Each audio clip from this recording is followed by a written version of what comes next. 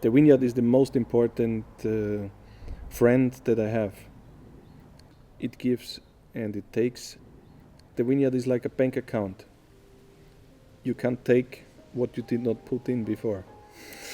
So feed it, then you can take out something and it will give you for free. If you take a vineyard over from somebody else because he could not afford it anymore or was not able to do the handwork or whatever, it's a very big satisfaction to go on with the vineyard and to take the vineyard by the hand and say, here I am, I'm your friend, I help you. And in the first year, the vineyard gives it back to you. The nicer you are to the vineyard, the nicer he is to you in the end, and giving you grapes that are very nice. And so the satisfaction and the inner freedom for me is super, super big. When I see a vineyard that was close to be fucked up is again bright and shining and giving grapes of energy. And if I was part of this process, I'm very happy that I did my share of this. And yeah, you can imagine that this is brightening my heart in a very big way. The vineyards of my father, my family vineyards, they were always well treated and done in a proper and right way. But when I took over, I knew I needed to go further. I needed to try super extreme things like deep rooting, green plantings, to competition, to have more competition, things like that. I go to the maximum, and then when I found out where the limit was, I could go back to a normal treatment as well. So on one hand, I always try to go to the maximum, or maybe go over the max, and then I see where the limit is, and then I know how to do it. It's a never-ending story of trial and error. But in the end, make sure you go one step forward and maybe a half step back only, and not 2 steps back.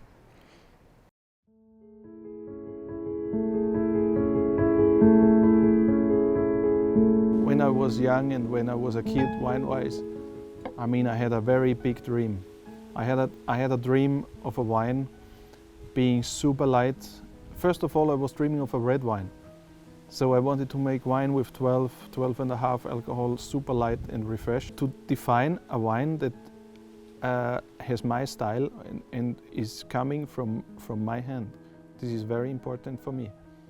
I wanted to create something new. I wanted to reinvent wine in general. This was the origin plan. The reinvention of a style in Austria, of Burgenland.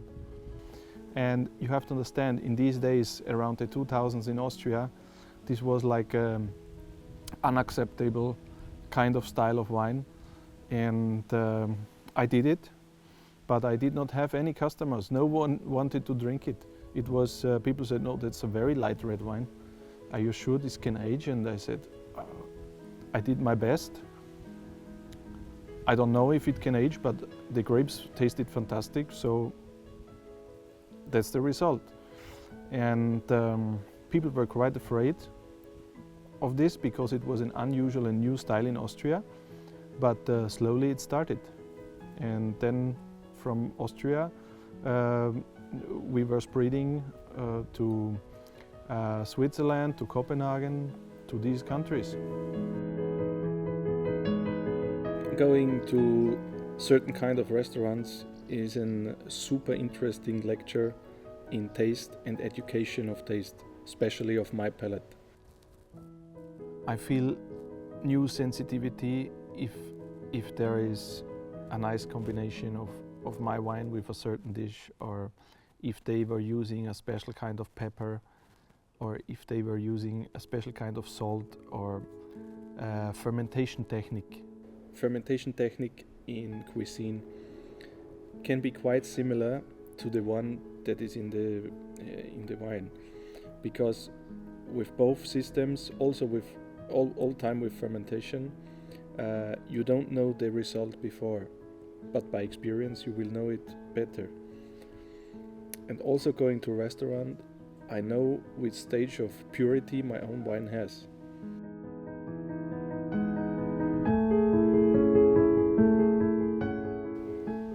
When I started and I was using bigger barrels in order to make sure that we have purity in wine, I thought, okay, that's a good step into the direction of purity. But when I was in Copenhagen, in Noma the first time, I discovered, okay, this dish is more pure than my wine. So I needed to go further with purity. But this is a long time ago. And then when I was in Japan, it was even more. When you have a unsalted, untouched piece of fish, you understand, okay, this is the next completely untouched stuff. So how pure is my wine next to the pure fish? So again, I knew, okay, there is one more step possible, or maybe also needed. And so this is a never-ending story, leading one step to the other. And sometimes, to be honest, I really get crazy about this, because I always to go more and more and deeper and lighter, fresher. It's never stopping. And the big advantage, but also disadvantage, I only have one chance per year.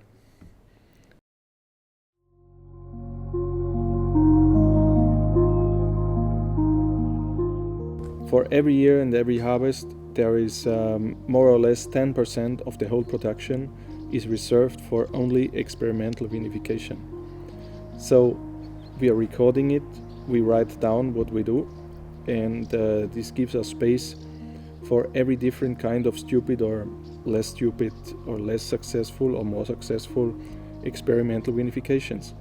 And so I can react and can understand what is happening when I do this or that in the vineyard or in the fields or in the cellar. If I do maceration, what am I doing during the maceration, things like that. We have recorded, I think, more than 24 different versions of macerations of white wine so far. I always wanted to make wines on a very, very high level of quality. I found out very quickly that the best way to keep this quality and the best way to reach a certain level of wine is only possible if you leave the wine how it is. But this requires very good grapes and already character in the grapes, because if you just keep hands off of bad grapes, you will have very bad wine. But if you keep hands off of good grapes, you will have good wine. It's a high-end wine, and the best way to reach it is hands off. Do your job in the vineyard and you will be successful in wine. Very simple. Because the winemaking is just the second. Out of good grapes, let's say, out of a good Blaufränkisch or a Cabernet Franc, you can make rosé, you can make a stainless steel red, you can make in barrique, then it's a big one. You can make in big barrels, then it's a fresh one, things like that. But you still have the good grapes and it's just a matter of style. It's a very easy thing. And if people asking me about certain things in terms of winemaking, I say, forget the winemaking. This is your personal taste. Do the job in the vineyards. It's the harder job, but it's the better one. If the vineyard is balanced, if the vineyard is good in shape, the grape resulting from this vineyard has everything that a good wine needs. And then it's no more interventions and big cellar stuff necessary, because everything is already in the grape. You just have to make sure not to lose it during the pressing or in the vinification. I really don't want to make Coca-Cola. And I like it if every vintage is different. And I feel that people that drink my wine, they are expecting something completely new, a reinvention of a wine.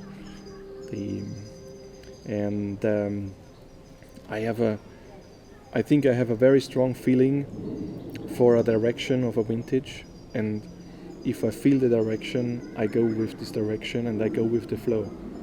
It's very easy to go with the flow, and if the vintage has a tendency, I go with the tendency. So if you see it like this, the winemaking is super easy. But if it would be that super easy, I think everyone would do it. So maybe it's not that easy. But in the end, it's super easy.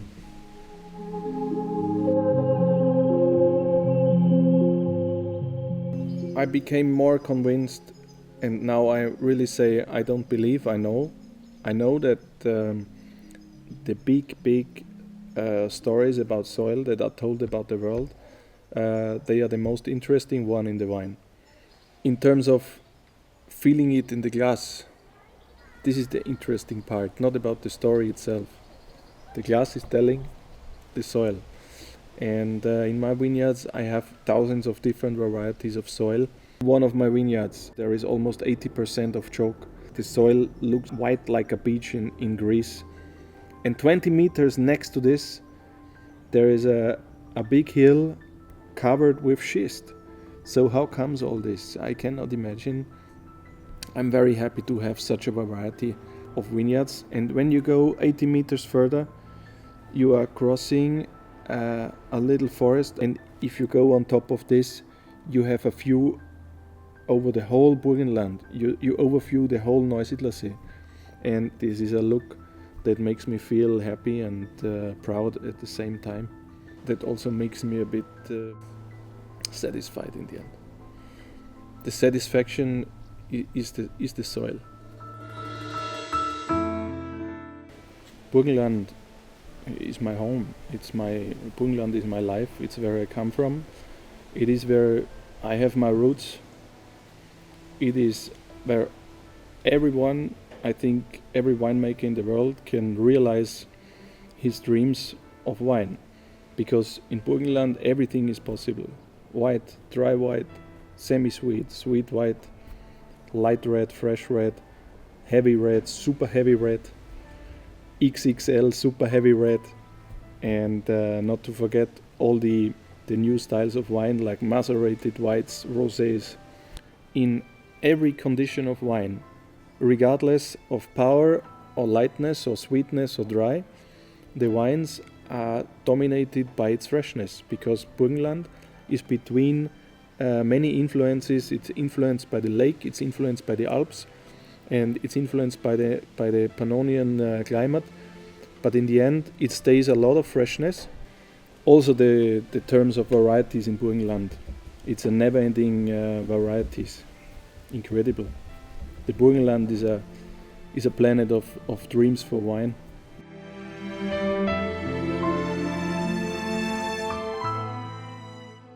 Art has always been in my life, and the longer I live, the more important art becomes for me. It's a fantastic thing to start in the day when you see a nice art piece, when you touch it, when you touch a sculpture.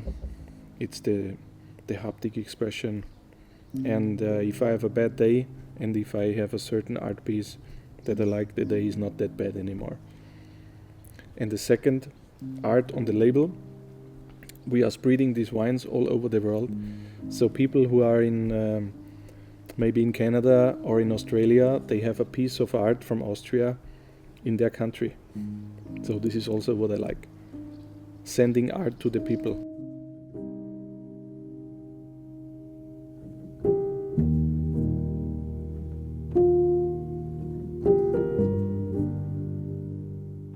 For me, wine, such as these ones, and the ones of my friends, it's a very big expression of craftsmanship. with a big combination of cultural aspects, because culture is something that is for a region or that is for a country.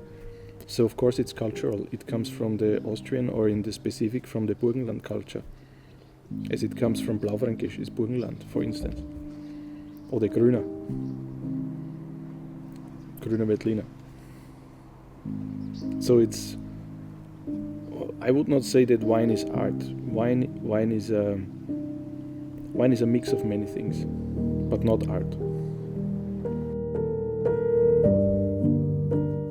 I'm still hungry. I still want to see the world. I'm still looking forward to meet people that I've not met before. And I want to bring joy to the people.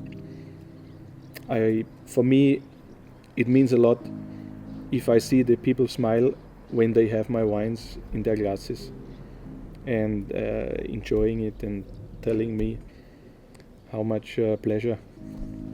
This is why I'm doing it.